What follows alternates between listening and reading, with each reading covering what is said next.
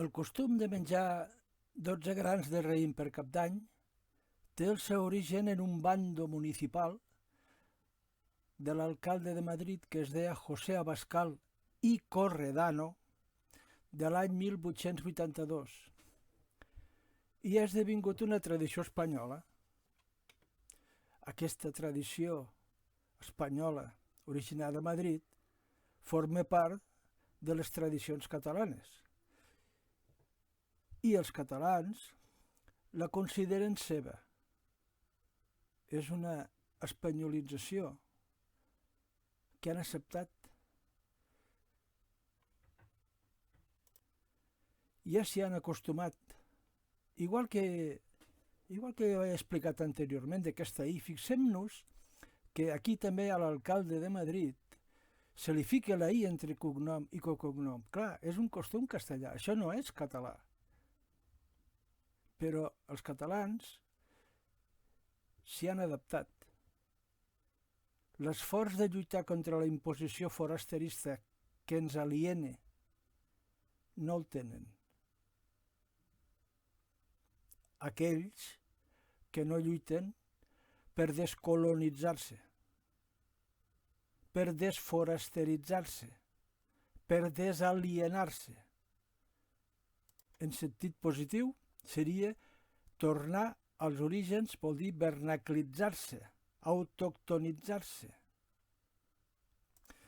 L'alliberament i el reeiximent nacional i personal passa per la via vernaclista, per tornar a lo genuí. La dialèctica és genuïnitat o alienitat. Aquesta és la dialèctica, per sobre de les esquerres i dretes i les monarquies i les repúbliques. Ser o no ser? Aquesta és la qüestió. Ser genuí o no ser? Ser un alienat. Quan parlo d'aquest tema sempre em surten algunes opinions que em diuen que hi ha una altra opinió i diuen que va néixer el 1909 a Alacant perquè hi havia un excés de raïm i llavors a partir d'aquí es va popularitzar. L'origen és a Madrid i aquest costum de Madrid ve de la cort borbònica portada de la França. La van portar els borbons francesos. I això molta gent no s'atreveix a assumir-ho. És que no solament no ho saben i a més no ho volen acceptar. Això és una debilitat o psicològica o mental. Quan toco aquest tema sempre em pregunto, en una Catalunya independent d'Espanya hem de continuar amb les tradicions espanyoles? I també em pregunto, per on comença la independència de Catalunya respecte d'Espanya? Per renunciar als seus referents culturals, com és el cas de la I entre cognom i cognom i el menjar raïms? O per aconseguir la independència i després buscar-nos unes altres tradicions? Potser la independència comença per un fet cultural, un fet de regeneració mental. I això vol dir rebutjar els referents colonialistes i reivindicar els referents autoctonistes, vernaclistes, que és el que fem els que seguim la via vernaclista. Hi ha molta gent, molts catalans, que diuen sigui com sigui, jo continuaré menjant el raïm. Resulta difícil alliberar-se de les imposicions colonialistes. Les tres han volgut tergiversar els referents identitaris autòctons.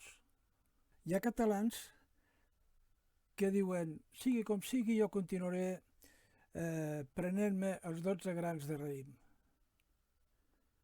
Nosaltres, els vernaclistes,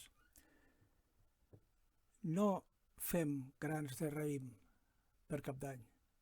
Nosaltres fem 12 olives sense pinyol. Aquesta és una tradició més autòctona catalana que no pas els raïms imposats com a costum de la dinastia borbònica des de Madrid. Fa tants anys que ens ho hem fet nostre, però nostre no ho és. I ens cal tenir força de voluntat per alliberar-nos mentalment, perquè si no ens alliberem mentalment, no ens alliberarem ni políticament, ni culturalment, ni socialment, ni personalment. Serem uns alienats. I nosaltres pensem que les persones i les nacions s'han de reeixir en funció de la seva identitat autòctona o vernacle. Han de ser genuïns si es volen reeixir i realitzar com a persones i com a nacions. No han de ser alienats. Han de ser genuïns. Hem de ser genuïns. Ens cal fer aquest camí. Ens cal força de voluntat. Tal com va dir un president de la Generalitat catalana, jo li dic Generalitat catalana, prefereixo aquest nom que no pas Generalitat de Catalunya. Feu-vos dignes, catalans. Feu-vos dignes, habitants de Catalunya.